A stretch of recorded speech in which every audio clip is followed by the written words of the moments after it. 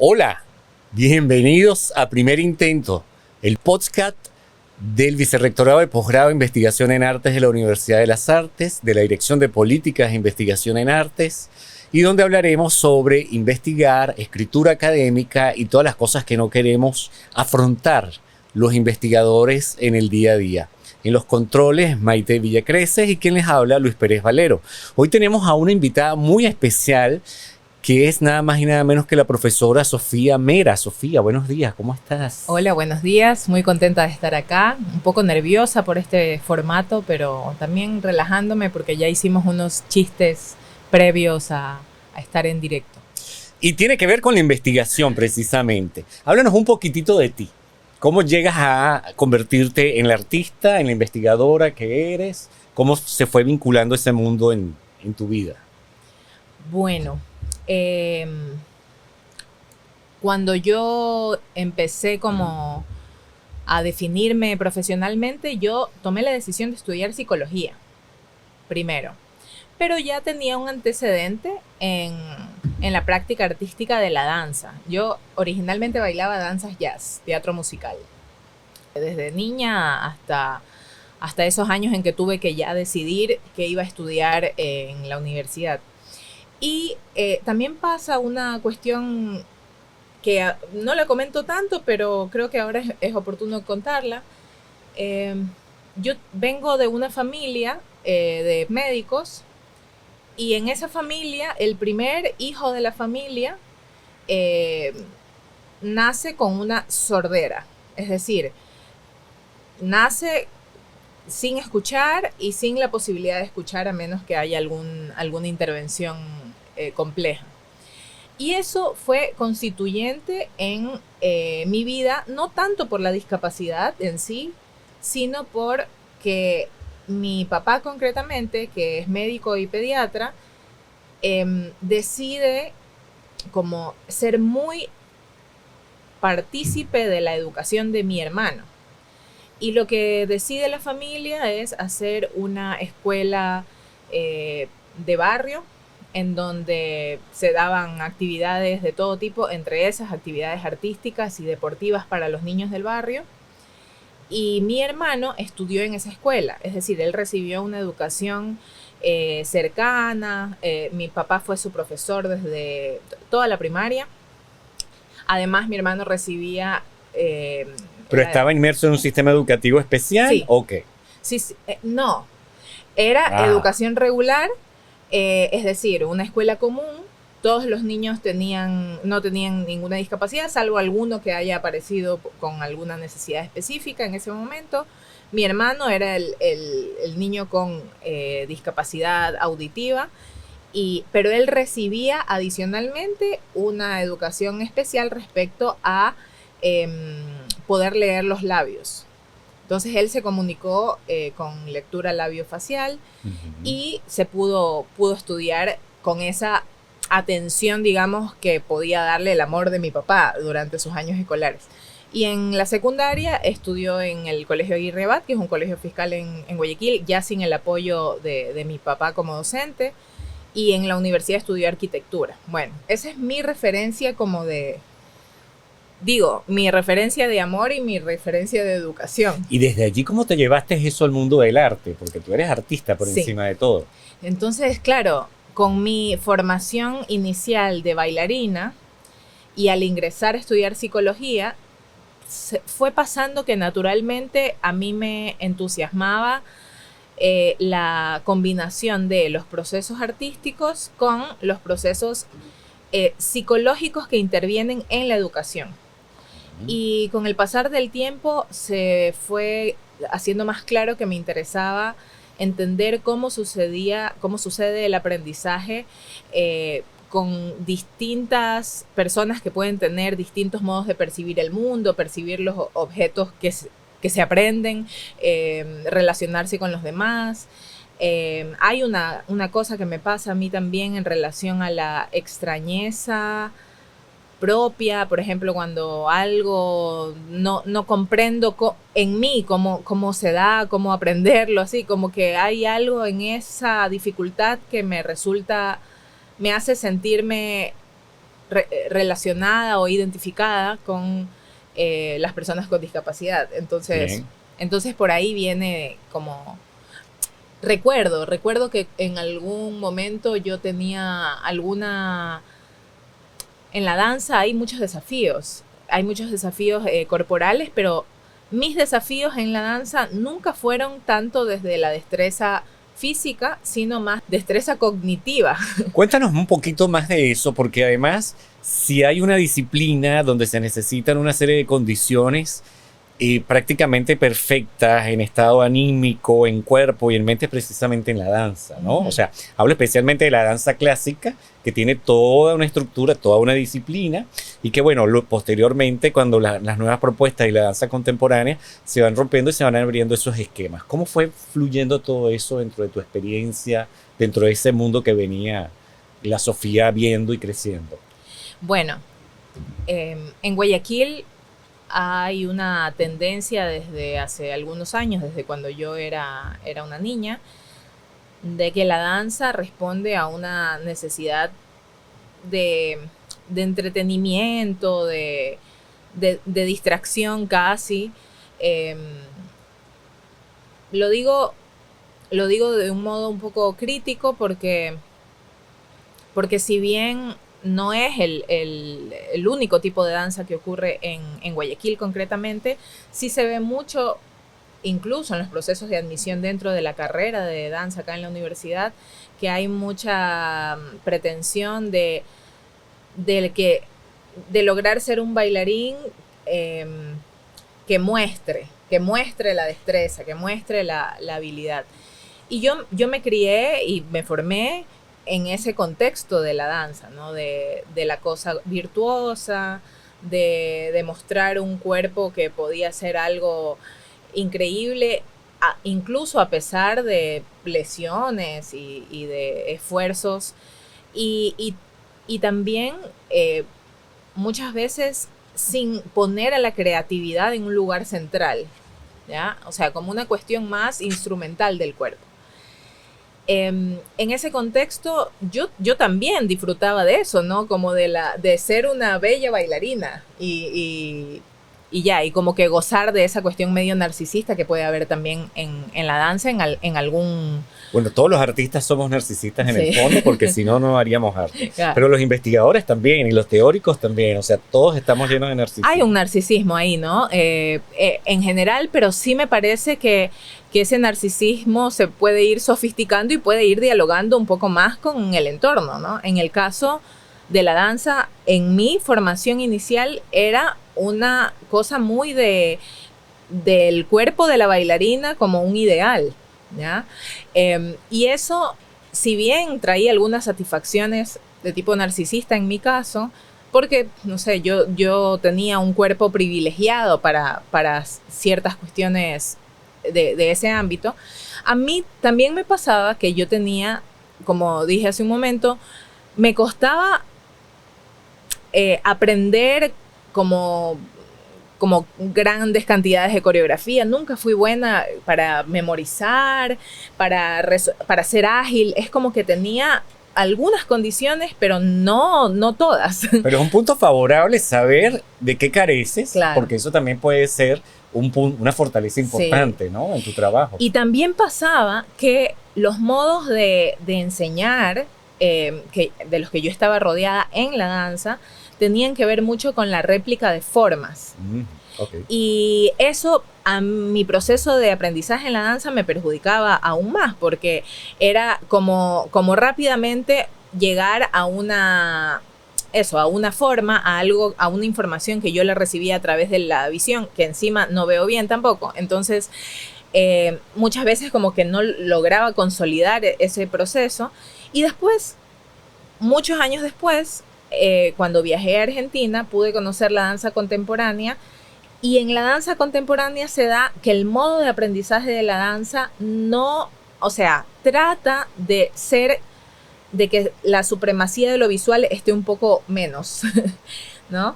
Entonces, claro, pude comprender esas cosas que a mí me costaban de la danza desde otros mecanismos, desde las sensaciones, y eso me ayudó como a poder reconocer mis propias habilidades y mis propias destrezas, y abrió un campo de posibilidades en la danza para poder aprender independientemente de que tengas un cuerpo o no hegemónico o dado para la danza clásica, por ejemplo. Fíjate que estás tocando varios temas importantes, o sea, la danza clásica, la danza contemporánea, las propuestas, el cuerpo, ¿no? También esa relación. Además acabas de nombrar dos ciudades con procesos culturales y movimientos culturales completamente disímiles como Guayaquil y Buenos Aires. Entonces te quería preguntar, cuando estás en tu proceso de creación o de investigación-creación, ¿has manejado algunos procesos desde la rabia, desde la intuición? ¿Has tenido la necesidad de volcar eso en un producto artístico? ¿Has pasado por alguno de esos procesos? También puede ser desde el cansancio, la incomodidad, desde cualquier punto de vista, desde cualquier manera que lo hayas abordado. Yo creo que definitivamente sí. Porque es que el cuerpo exige, no necesariamente uno tiene que moverse con rabia, ¿no? Pero digamos, dentro de todos los gestos, por ejemplo en la música, yo pudiera tocar un intervalo de segunda, que son 2 notitas, y dependiendo de como yo lo empañe o lo maneje, puede manejarse como rabia. Entonces hay como que muchas cosas que explicar para que la otra persona entienda que ese intervalo, ese sonidito, hay rabia. Pero en el cuerpo como que se proyecta mucho más. ¿Cómo lo has manejado o si has tenido la oportunidad de manejarlo desde la incomodidad, desde el cansancio? Transformar eso en una propuesta artística. Es muy interesante este punto porque regresando a esos 2 momentos, ¿no?, de la danza en mi vida, quiero señalar que es en mi vida porque mucha gente quizás lo vivió distinto, ¿no? Pero se puede decir que la danza que piensa o que busca como un ideal de cuerpo, un ideal de belleza, no da mucho lugar para esas otras cosas que pasan en el humano, ¿no? Que tienen que ver con la rabia o que tienen que ver con sentimientos o como un repertorio tanto de calidades de movimiento como de sensaciones que quizás no siempre están en ese ámbito de lo bello, ¿no? Y creo que sí ha sido una posibilidad con la danza contemporánea y con las prácticas somáticas también, poder ampliar el repertorio de gestos y poder habitarlos dentro de la danza sin que sea algo impostado necesariamente, ¿no? Sino algo que ocurre realmente en el presente con el cuerpo. Ahora, pienso en la investigación-creación, ¿no? Porque últimamente yo he estado dirigiendo procesos de creación y de investigación en las que yo no bailo. Yo solamente estoy acompañando y necesariamente emerge este repertorio diverso de gestos y ha sido importante darle lugar. Ahora estoy pensando en qué pasa conmigo cuando yo puedo tener ese repertorio de cuestiones que habitan en los seres humanos naturalmente y qué mecanismos tengo para transmitirlos a los intérpretes, por ejemplo, o para transmitirlos a los estudiantes en la clase, ¿no? Como para que se pueda eso habitar de un cuerpo a otro en el ámbito de la creación. Si tu investigación o tu proceso de investigación fuera una consigna, ¿cuál sería? Sería... No lo pienses mucho, porque si algo caracteriza a un podcast es la espontaneidad. Sí.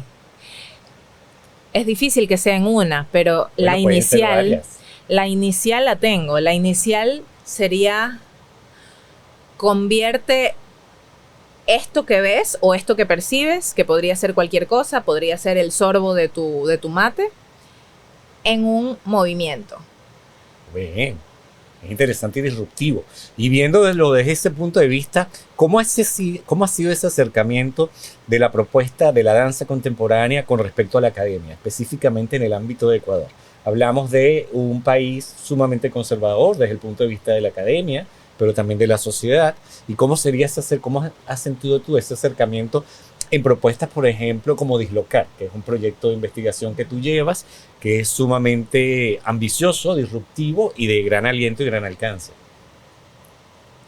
Bueno, la verdad es que mi entrada a la Universidad de las Artes ha sido una posibilidad tremenda para aprender, para mí, ¿no? Y para dar lugar a eso que emerge de mis propios procesos de aprendizaje. Yo tengo que decir que la carrera de danza, que es lo que más conozco dentro de la universidad porque soy docente ahí, ha sido una escuela de aprendizaje ético y también como de poder sostener algo que lo decimos mucho en los discursos de danza, ¿no? Que el conocimiento debe emerger del cuerpo, de la práctica corporal. Y creo que, bueno, yo soy fan enamorada de la carrera de danza, ¿no? Entonces, sí quiero decir que hay un trabajo desde su origen con Lore Delgado como coordinadora y también gestora de la carrera, que fue dejando unas bases, un cimiento muy importante para que eso sea como digamos, el leitmotiv de la carrera, ¿no? Como que no aparece el conocimiento desde una pretensión, una representación o unas ideas de lo que podría ser la danza o lo que podría ser la educación, sino que sucede. Y quizás el mayor desafío que tenemos por esa misma naturaleza de la práctica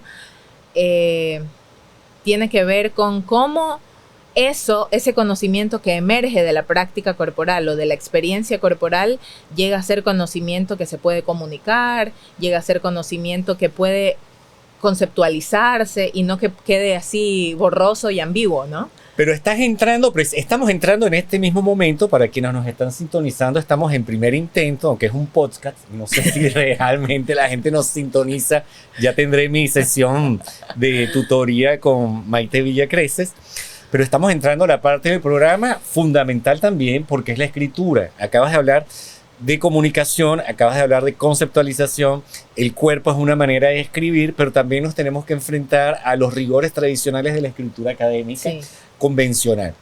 De hecho, si algo tenemos en común, artistas visuales, músicos, gente de las artes escénicas y de la danza, es que nuestro medio de expresión no son las palabras, ¿no? Son un medio de comunicación que podemos utilizar para formar estudiantes o para hablar con colegas, pero cuando viene ese tránsito, ese paso a la academia tradicional, nos enfrentamos a la escritura. ¿Cómo te sientes cuando te toca? ¿Cómo te sientes con la escritura académica o con la escritura sobre artes cuando te toca afrontar, qué sé yo, un texto, una reseña o un resumen o un proyecto sobre tu trabajo? ¿Qué es lo que sientes también más complicado de ese proceso de sentarte a escribir? Desahógate, hemos llegado al momento de terapia. A ver, yo creo que tengo 2 o 3 personalidades en la escritura. Ah, wow, eso es hermosísimo. Cuéntanos. La una está más aferrada a los procesos de investigación en ciencias sociales o de ciencias de la subjetividad provenientes de la psicología y desde el psicoanálisis. Luego. Y ahí tengo como un modo como más descriptivo de escribir, me parece. Y suele ser más fácil para mí escribir desde ahí y luego que tenga un sentido racional.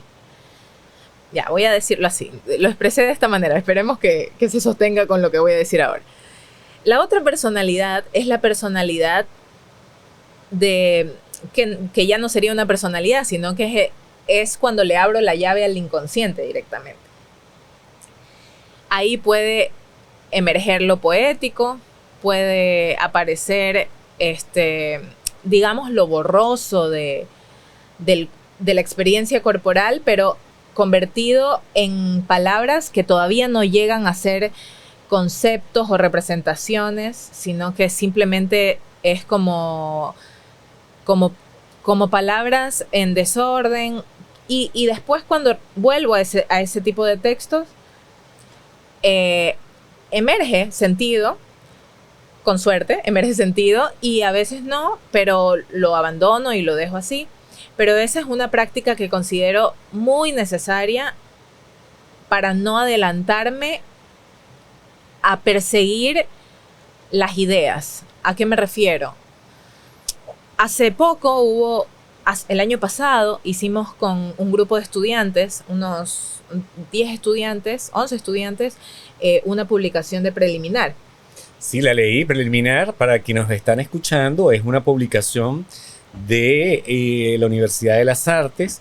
Tiene, hasta donde tengo entendido, dos modalidades, ¿no? Una donde los docentes son editores, que creo que fue tu caso. Por cierto, va a salir un número reciente que lo edité yo. Fui el editor invitado, entonces los docentes organizamos el cuerpo del texto, invitamos a los estudiantes, seleccionamos los trabajos, y hay otro que es propuesta directamente por los estudiantes, y es una publicación del Instituto Latinoamericano de Investigación en Artes de acá de la universidad. Entonces, preliminar, una vez cerrada la cuña de nuestros productos académicos, continuamos. Con preliminar, la publicación fue la número 12, el dislocar, el otro que soy. Y en esa publicación, el mayor desafío era que los y las estudiantes que habían pertenecido de algún modo al proyecto Dislocar puedan poner en palabras su experiencia en el proyecto, su experiencia con la discapacidad, sin perseguir definiciones de la discapacidad que no están en su cuerpo, que no estaban en su experiencia, que hablen de encuentros que sucedieron y que no hablen, y también de lo que resuena en sus cuerpos a partir de esos encuentros, y no solo como de lo políticamente correcto que hay que escribir acerca de la discapacidad. Ese fue el mayor desafío. Y pasó que los y las estudiantes tenían como una pretensión de escritura completamente inaccesible.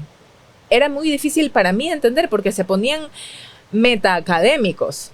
Claro, es que nos pasa a veces el extremo.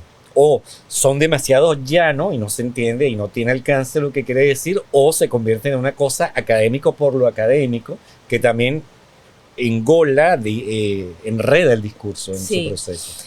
Y además muchas veces, no en todos los casos, pero pasaba que había el temor de cómo hablar de la discapacidad desde un lugar políticamente correcto, y ya al hacer ese ejercicio ya se hacía algo que creo que iba en contra de la propuesta ética de Dislocar, y es que que no podemos hablar de algo que no hemos vivido, de un encuentro que no sucedió, de una persona con discapacidad que no está. Entonces, la propuesta fue otra, la invitación fue otra, ¿no? Que la escritura sea como a partir de esas resonancias que quedaron en los cuerpos de los estudiantes a partir de la experiencia que realmente tuvieron. Y ahí se encaminó la cosa. Tú como autora, ¿qué te cuesta, qué te duele más? ¿Que te corrijan o que te cuestionen la idea o el contenido? Que me corrijan o que me cuestionen la idea, pero no entiendo cuál es la diferencia. Que me corrijan qué cosas de forma. Por ejemplo, te puedo corregir la escritura, mira, cambia el verbo, cambia el sujeto, o te puedo decir, esa idea que tienes allí representada no sirve, o está mal, o está mala idea. Claro, la idea, pues. Claro, porque pasa mucho. Hay algo que se habla poco en la academia y en la parte del proceso escritural, y es precisamente cuando viene ese feedback, esa retroalimentación. Por ejemplo, yo estuve corrigiendo una tesis doctoral de un estudiante donde solamente en la primera página, llamada portada, tenía 100 errores. Entonces, claro, el estudiante, te podrás imaginar, y yo solamente estaba corrigiendo forma, no había entrado al fondo, que es también. Entonces siempre hay como saber entender y manejarse, que dentro de la academia eso es parte del proceso. Claro. Como cuando en el arte te corrigen una coreografía, una pincelada o un uso de técnica. ¿Hay algún tema que te apasionaría escribir en primera persona? En el sentido de que tiene mucha carga subjetiva. ¿Hay algún tema en especial que te gustaría desarrollar o que estés desarrollando en este proceso?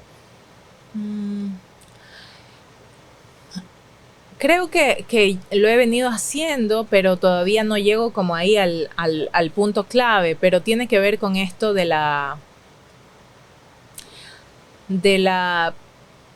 capacidad o esto que pasa con las personas en relación a sentirnos en un lugar al que pertenecemos, identificarnos con un grupo, poder estar en un grupo donde podemos desarrollarnos y somos reconocidos y eso. Creo que eso es evidente que sucede con poblaciones que están en alguna situación de mayor vulnerabilidad, por ejemplo, las personas con discapacidad, pero creo que es algo inherente al ser humano, la necesidad de sentir un reconocimiento, una red. Y creo que usualmente estoy pensando en eso, ¿no? En cuáles son las condiciones para el cuidado, para el desarrollo de las personas, para poder sentirnos o afirmarnos con la identidad que tenemos. Sabes que con investigación y creación hay dos cosas que son fundamentales en nosotros como artistas. Primero, hacer, indudablemente, escribir, pero ya está comprobado técnicamente, bueno, tú que eres psicólogo, está comprobado que para potenciar la escritura el primer paso es la lectura. Uh-huh. Entonces hablemos un poquito de libros. ¿Qué autores te han influido en tu vida? Bien sea desde el punto de vista artístico o personal. A ver, yo podría decir que últimamente estoy bastante influenciada por Carlos Escliar. Uh-huh. Él, yo no sabía, pero él es un fonoaudiólogo. Que empezó... Pero fíjate que va todo relacionado desde tu historia, desde el principio. Qué bonito eso, porque sí, realmente estamos haciendo un podcast bastante redondo en cuanto a idea y temática. Sí, pero claro, yo cuando lo leía, lo reconocía como educador y como escritor. Claro. Y hay algo que es como más allá de la temática, porque él escribe mucho acerca de educación y de cómo educar para la diferencia, o cómo reconocerse uno también dentro de esa diferencia, cómo no adelantarse a los procesos de conocer a las personas, por ejemplo, asumiendo que una persona puede, aprender de un modo si es que ni siquiera he accedido a conocer a esa persona primero. Bueno, es como un contenido que tiene que ver con mi práctica, pero más allá de eso me interesa rescatar como su forma de escritura, porque... Háblanos un poquito de esa forma de escritura. Tiene que ver con esto que dije antes de mis dos personalidades o tres personalidades. Eran de escribir. Tres. Es que la tercera... Me quedaron dos claras, pero la tercera no me quedó muy... La tercera como que se me escapó. Claro, esa es la personalidad oculta. Sí. Mira, porque si te hacemos psicoanálisis, ahora vamos a tener que cobrar. A ver, voy a contar algo para luego explicar esto. ¿Tú recuerdas? No sé si es que ahora también se hacen comunes estas cosas, pero cuando yo era niña y mi papá ejercía la medicina, llegaban los visitadores médicos con unas imágenes que eran como de unos patrones medios extraños. Esas imágenes se llaman estereogramas. Uh-huh. Y lo que tenían esas imágenes es que cuando uno ponía la mirada borrosa, es decir, dejaba de focalizar, uh-huh, emergía una imagen clara, muy clara en 3D. Pero a veces sí y a veces no, porque yo veía filas de gente y unos decían, yo he visto a la Virgen de Guadalupe, y no era lo que estaba allí. Claro, ahí ya quizás se mezclaba un poco de la imaginación de la persona. Okay. Pero en todo caso, eso a mí me parece como una perfecta metáfora para explicar esto que dijimos hace un momento de la importancia de que a partir de la experiencia corporal, de las sensaciones, pueda emerger el conocimiento. O sea, es como que a través de un estado de contemplación de esta imagen, eventualmente aparece una imagen, es decir, una imagen con forma, que ya no es borrosa, que ya no es un patrón sin sentido, ya es una imagen. Entonces, pienso que yo quisiera conseguir una escritura y también una forma de hablar y también una forma de hacer. De comunicarte, pues. Sí, en que estoy realmente habitando mi momento corporal, mi experiencia corporal, estoy haciendo lo que hay que hacer, estoy en la práctica y con paciencia y con confianza también eventualmente emerge el sentido. Lo que me pasa cuando leo a Scliar es que parece todo una gran poesía de la cual emerge sentido. Claro. Sentido que no queda solamente en lo que podríamos pensar como lo bello de la poesía, sino sentido que construye posicionamientos éticos para la educación, que construye modos de intervenir en la educación. Y eso es lo que admiro de lo que escribe. Claro, es que allí ya está emergiendo esa tercera personalidad de Sofía que no habíamos tenido todavía allí. Es que todavía no está desarrollada, por eso es que... Está en proceso. Cuéntame una cosa, cuando te toca hacer estos procesos de investigación en arte, de creación, ¿tienes algún proceso en especial, algún proceso íntimo de creación, algún ritual, alguna manera? Por ejemplo, yo en lo particular, cuando tengo que hacer mi proceso de escritura convencional, necesito tener el mate, mis gatos, el café también, por si acaso, en fin. ¿Cuál es ese proceso de creación? ¿Sofía lo tiene conceptualizado, interiorizado? Sus rituales, uso cierta ropa o cierta iluminación o cierta hora del día. Se están construyendo, se están, digamos, sofisticando, esa era la palabra. Pero sí me pasa que la comodidad de mi casa es un buen espacio para escribir y sobre todo es un buen espacio para imaginar. O sea, tu casa hay como espacio de refugio y también de escritura, sí, de mesa, de lugar de trabajo. Sí, de lugar de trabajo, pero es importante esto de, también es un lugar de imaginar o de organizar, podría ser. Es que se mezclan ahí los procesos cognitivos, pero de organizar la práctica. Y aquí quizás me contradigo, porque cuando yo hablo de práctica... Pero para eso son los podcasts, para contradecirnos 40 minutos después. Cuando hablo de práctica, en este momento me estoy refiriendo a la danza o a la creación en danza, ¿no? Y ha pasado en muchos momentos que uno va al espacio ya con el grupo de trabajo con los que uno va a hacer y va a hacer el proceso, digamos, y ahí emergen consignas un poco de la galera, dicen en Argentina, ¿no? Como improvisadas. Eso tiene un valor. Pero yo trato de tener ese momento previo de imaginación, de lucubración, para poder reflexionar respecto a lo que decía también en algún momento. Hay una gama un repertorio de ideas, de sensaciones, de recuerdos que quisiera entender, comprender, ver cómo emergen en otro cuerpo. Entonces, la pregunta o la imaginación, la elucubración, el diseño, la organización que tengo en mi casa previo al ensayo sería cómo transmitir para que no sea una réplica lo que le pasa al otro, sino sea una invitación a explorar en ese universo de cosas que yo estoy viviendo, sintiendo o que estoy queriendo, no sé, generar en una creación. ¿Qué consejo te hubiera gustado que te hubieran dado a ti en el proceso de la escritura académica o de escribir sobre arte? Usted me lo dio. ¡Wow! ¡Primicia! No sabía que el primer intento iba a ser tan bueno. Es que claro, que escriba, que ¿para cuándo el paper? O sea, es que uno escribe escribiendo. No he encontrado otra manera realmente, pero el podcast no es sobre mí. Pero sí, la única manera es sentarse.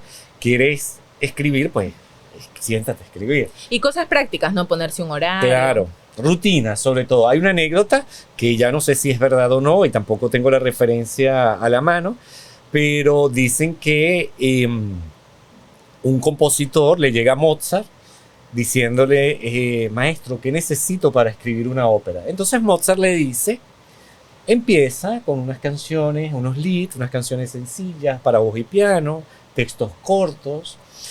Y este otro compositor le dice, pero usted a los 5 años comenzó a escribir ópera.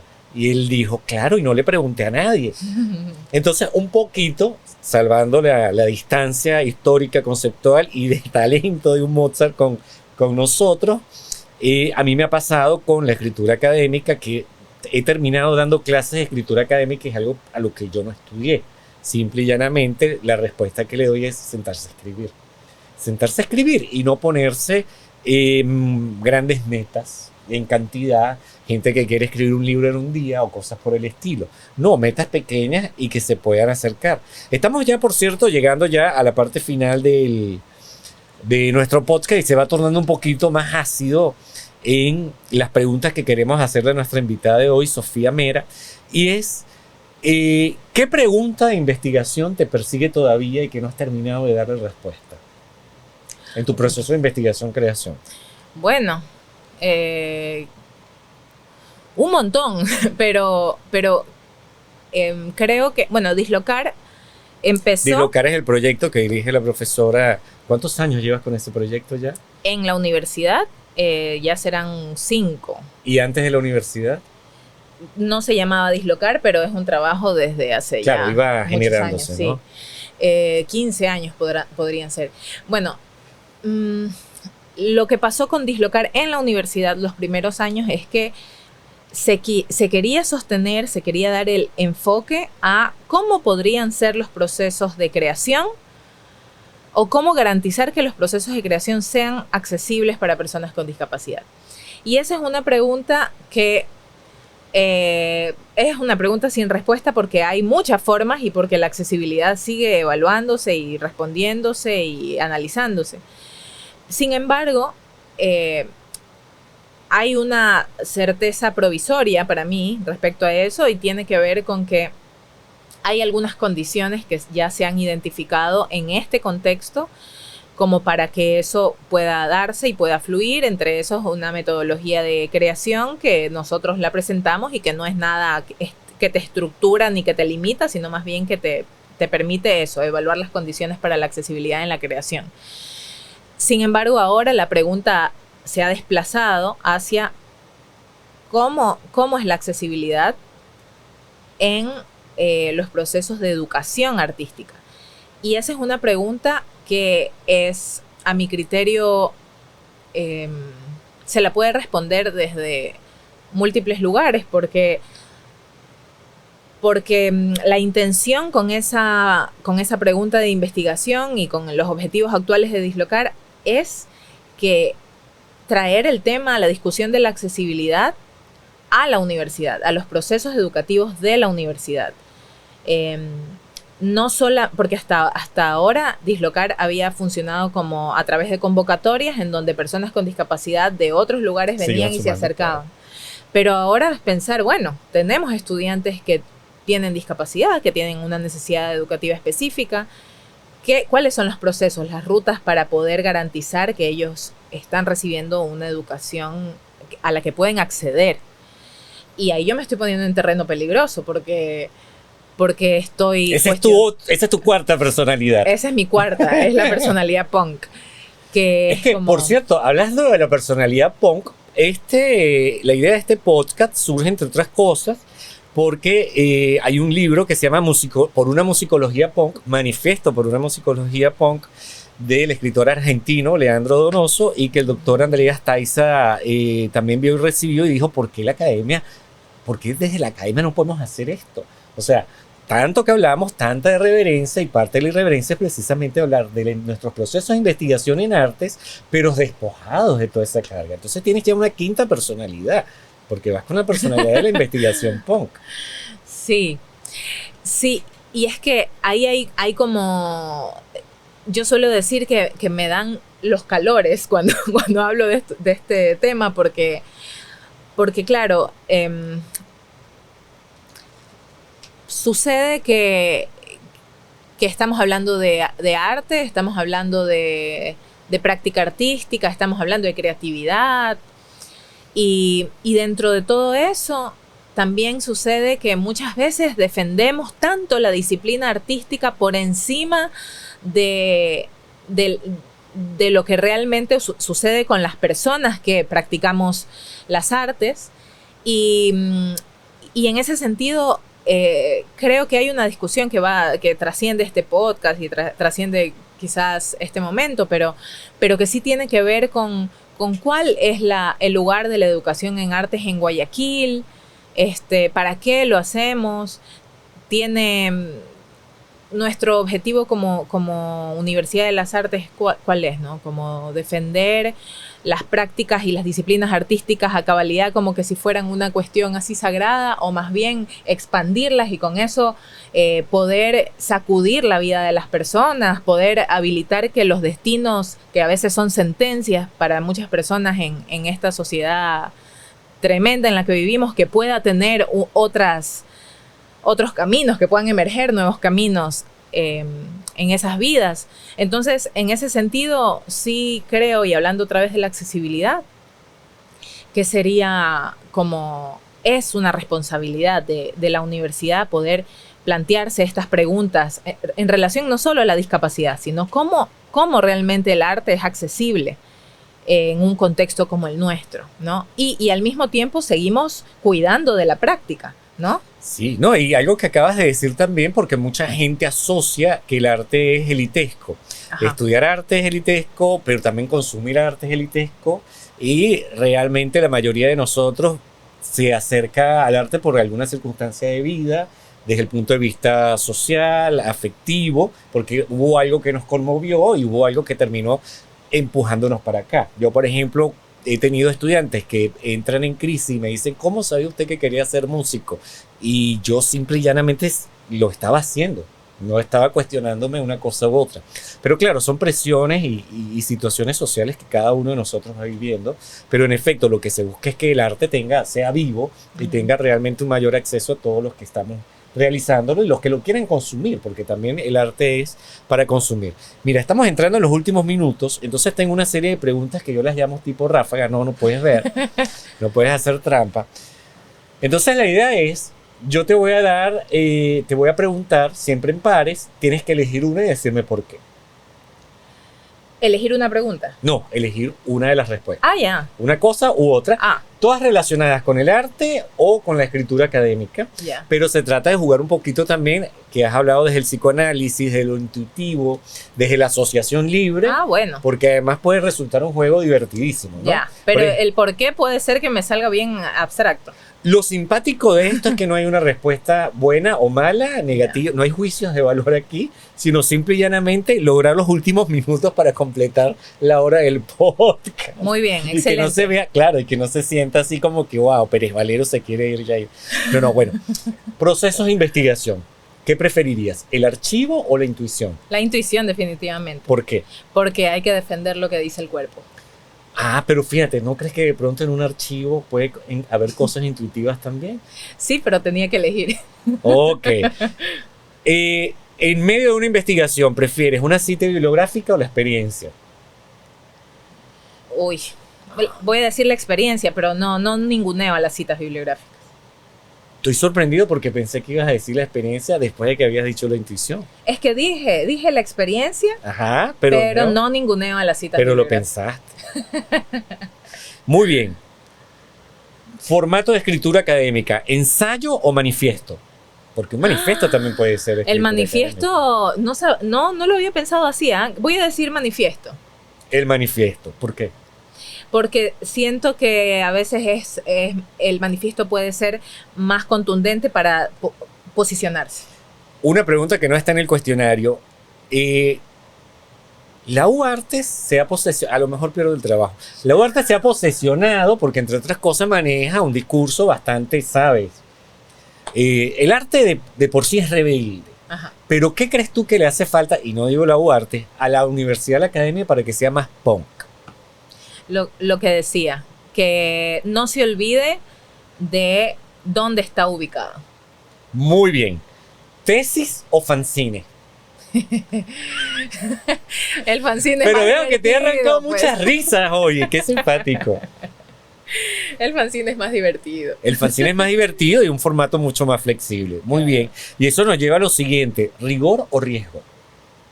Riesgo, definitivamente. O sea, creo que para los procesos creativos, sin el riesgo, algo se pierde.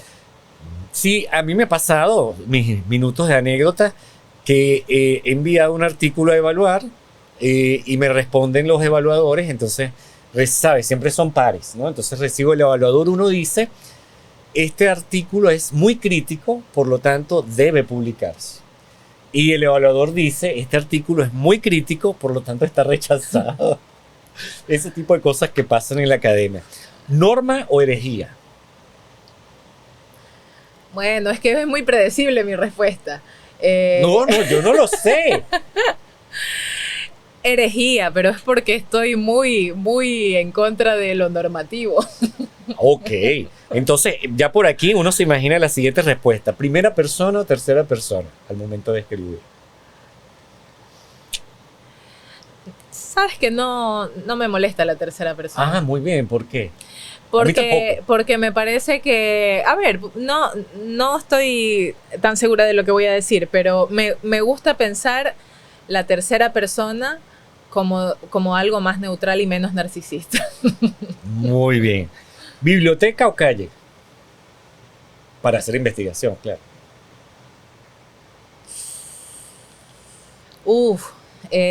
Sí. Sería calle, pero yo te confieso que la biblioteca es uno de mis lugares favoritos. Hablando de lugares favoritos, ¿cuáles son tus palabras favoritas? ¿Obra terminada o proceso abierto?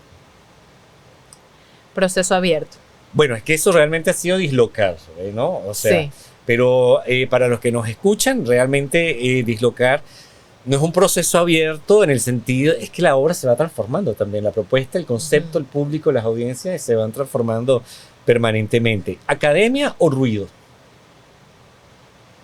Ruido. ¿Paper o podcast? Podcast. Ah, mira, ¿Cómo atrévete a voy? decir lo contrario. Es mi primer podcast de la vida. De hecho, es nuestro primer intento, es mi primer podcast también. Esto pasó a la historia, Maite. Muy bien. ¿Tu personaje de Mafalda favorito? Creo que me falta. ¿Por qué? Quizás hay una identificación ahí con Mafalda. Yo tengo unas fotos de mi infancia. Mismo peinado, mismo look y misma actitud ante la sopa.